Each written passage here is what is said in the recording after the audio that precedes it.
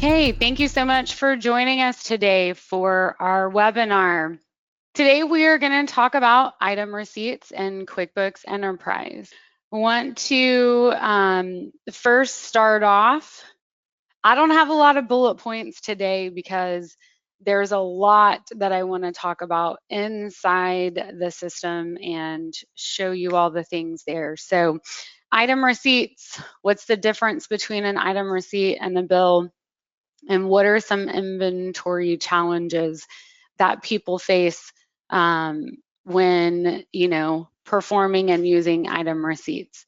So I am going to take us straight into QuickBooks.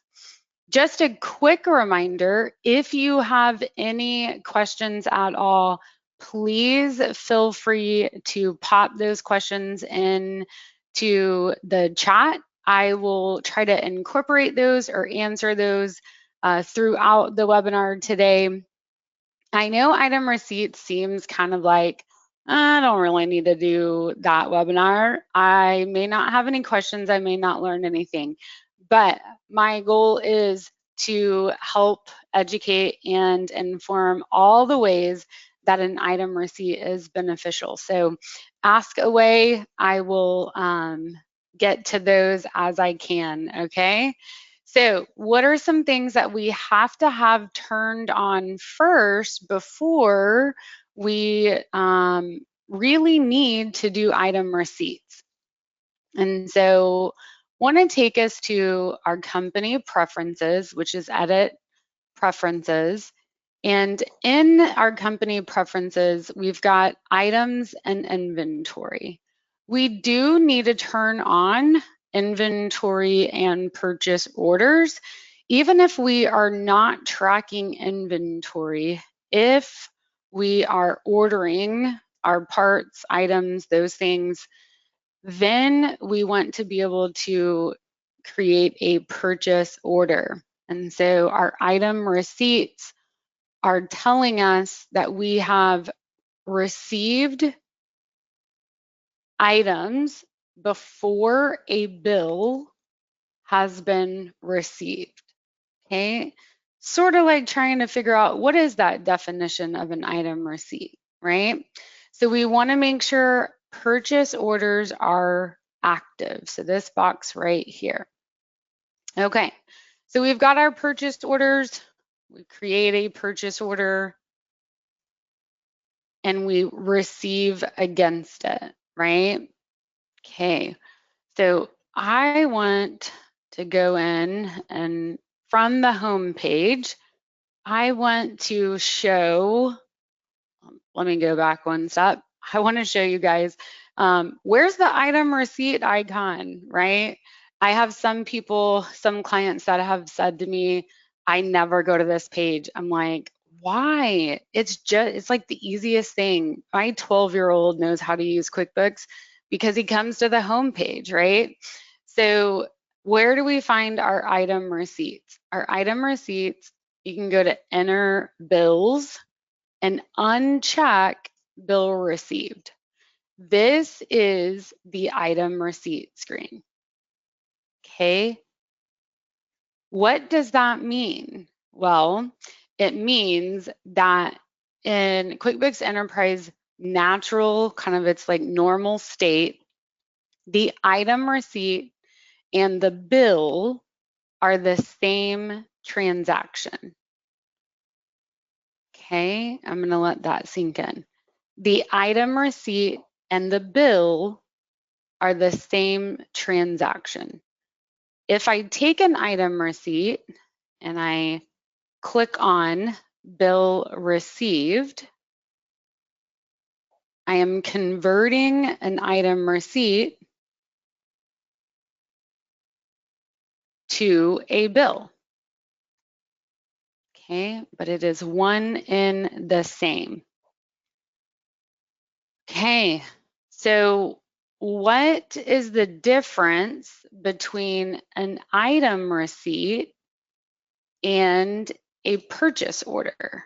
A purchase order is a non-financial posting transaction. It allows me to order material, to commit to goods, provide my supplier the items, right? Drop ship things, all the things, right?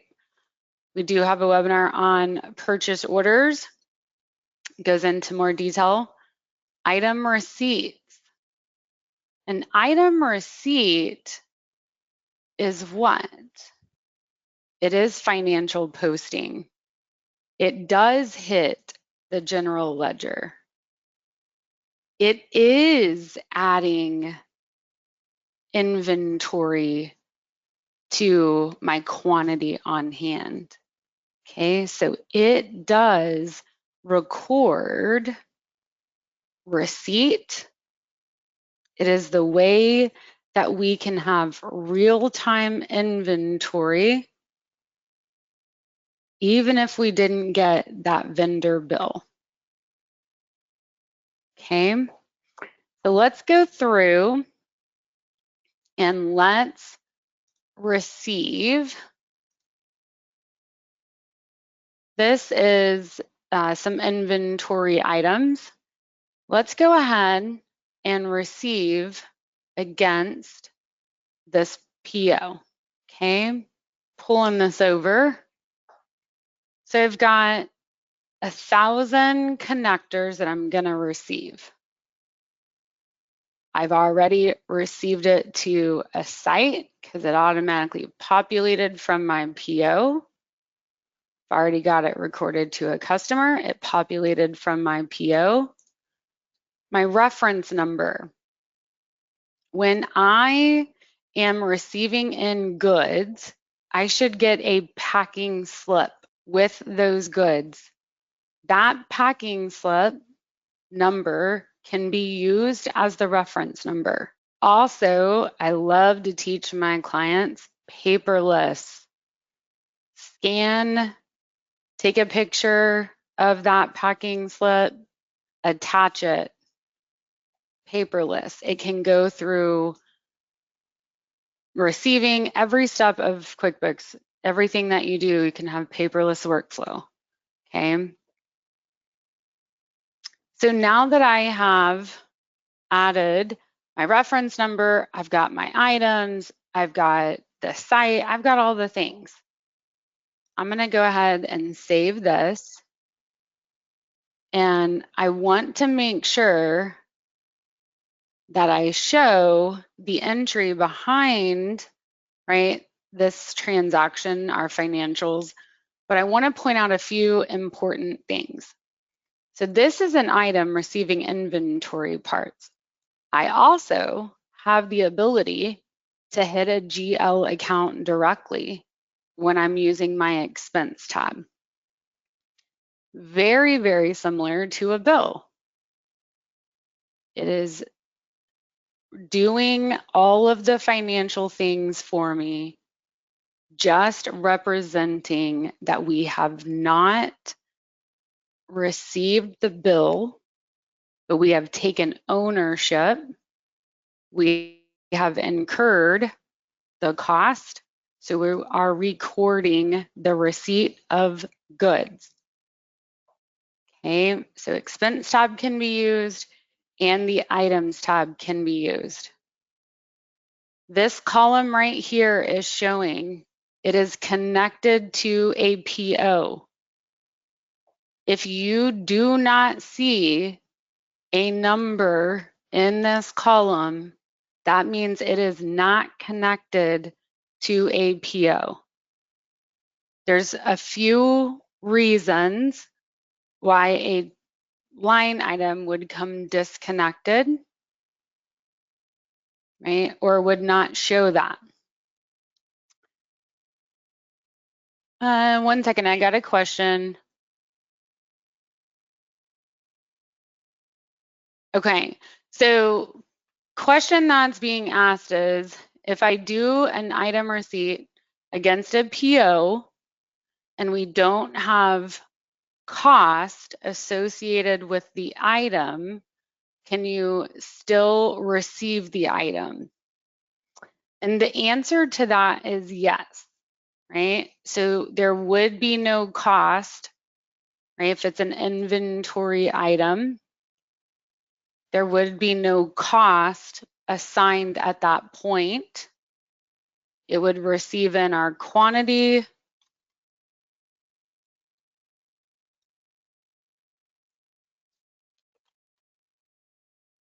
course, I'm going to get my pop-up box that's going to ask, do you want to make this change? And here I can either say yes or no, right? If I say yes, what happens is QuickBooks goes to the item list and updates the cost of the item. If I say no, it is allowing me to make this change for this transaction only. Okay.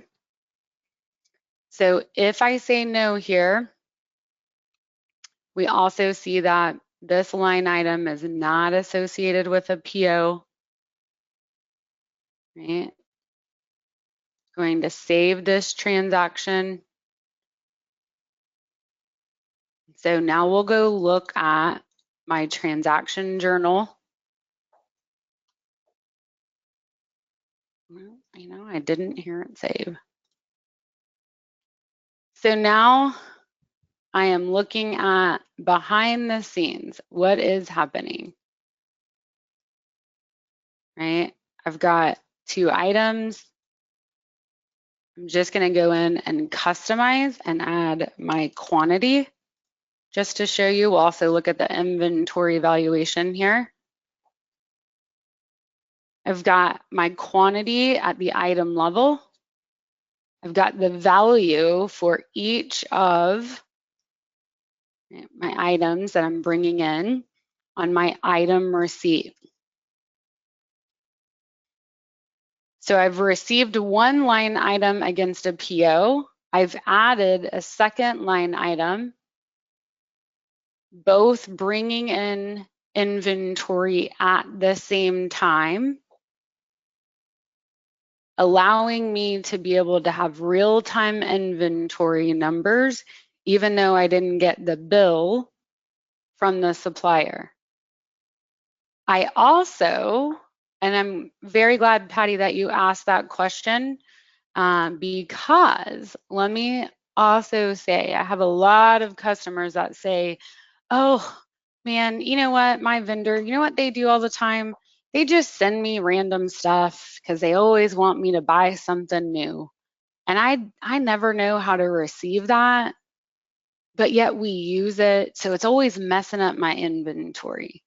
Well, easily right here, it wasn't on the PO. I received it anyways.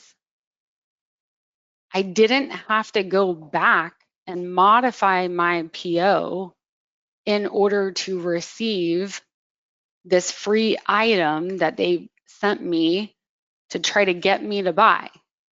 So I don't have to have negative inventory. I don't have to have rights to go back and modify a PO. I did it all right here. And now I have the ability to have real-time inventory properly stated. If I go identify the value of the item that they gave to me, I can put the cost in. I can also offset the cost of that free item using the GL account to make it 0, right? These are things that we can all do right here so that the item receipt gets converted to a bill, easily recording everything in real time. So at the journal entry level, we see we've got increases where we would expect to see them. If I go today and I look at my inventory valuation summary, okay, I'm going to go look at my connectors. Make sure it's the UR, yep. My connectors right here. Item receipts. They show up. There's other reports that item receipts show on.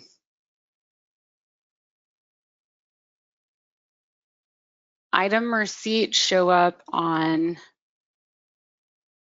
AP aging detail. They show up on the AP aging detail, but guess what? What's the difference between an item receipt and a bill? Has anyone ever tried to go pay a bill? Easy, I can do that all day long. Has anyone ever tried to pay an item receipt and you can't find it and you're like, it's right here. It's right here on my screen. I know it's here. You cannot pay an item receipt. You have to convert an item receipt to a bill, and then you can pay that bill. Okay, it's moving the ownership, right, along its little journey, and it's saying, okay, I've received my bill. I truly owe this to a supplier, and now I'm going to pay it. Okay. So the item receipt, if you're doing financial cleanup, some things I've been talking to my clients about, the item receipt has to get converted before you can pay it. Okay. So it affects my inventory if I've got an item. It also affects my GL real time, shows up on my AP aging, records my liability. It allows me, once I have created this item receipt, I can then, because I've got inventory, I need to go invoice my customer. It came in today at 8 a.m. It's going out today at 4 p.m. So now that I have this 1,000, I can go invoice my customer. So I won't have negative inventory, right? So if I go to my favorite customer that I like to pick on, my lost wages over here. Oh, let me see, 8814. Go to my sales order. I can create my invoice.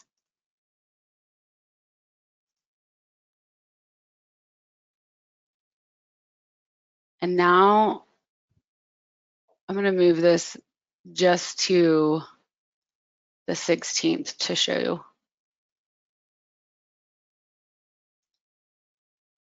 Let's pull these out of drop show. That's where we had them. So now I was able to invoice. Now, if I refresh, oh yeah, through the 16th, I love the sample file. Everything's on the same day in the future.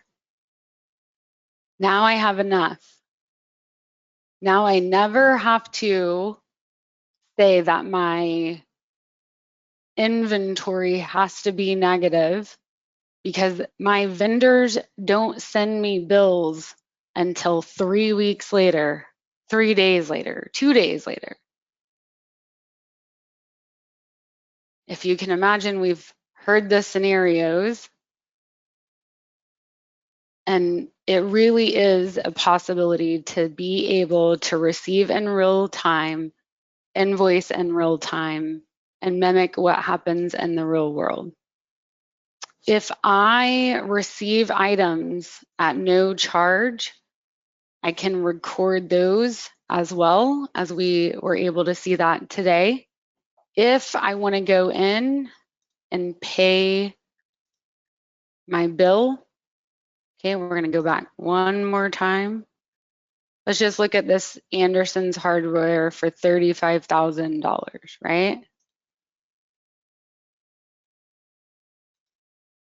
Sort by vendor. I don't have $35,000 for Anderson's hardware. Okay, we have to convert that to a bill. Once we do that, then we can pay, right? You cannot pay item receipts.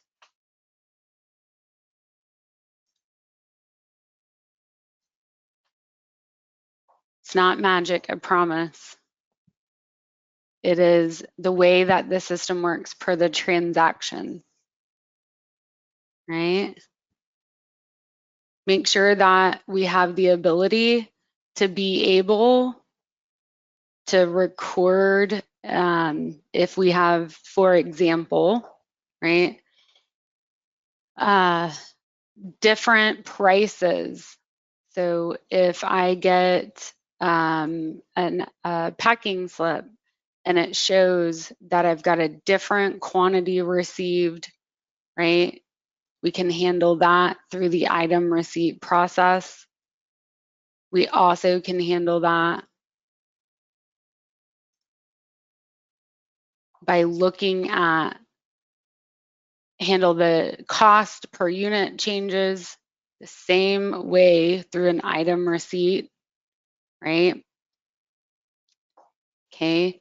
If I want to go back to the home page and I'm receiving against a purchase order, I know I showed this by going to Interbill and just showing you the difference there, but how do I get to my item receipt? Directly to receive against a PO, receive inventory without a bill. And this is where you would put in your purchase, your supplier. Your supplier would then pop up active POs. We would receive against that. We can scan it. And now we have everything in real time. We don't need the fancy ERPs because QuickBooks can do it right here. I want to make sure that I just show one more time, right? When we are using purchase orders and all the information is there already, receiving the item really is very simple. And there shouldn't be a ton of data entry when we're having to do it. Okay, it should be that we are either updating the quantity. I can remove a line item if I didn't receive it. I can receive, partial receive, right? And then just updating our reference number. And that way we have everything that we need in the system and everything's being maintained of what is happening in the real world. The item receipt date is 100% important. We have to make sure that the item receipt date matches the real date that we received the items. Okay, so we are getting that real time. All right, I hope that helps everybody with real-time inventory, with receiving against POs, being able to handle any changes, any differences. I hope that everyone joins us next time. Thank you so much.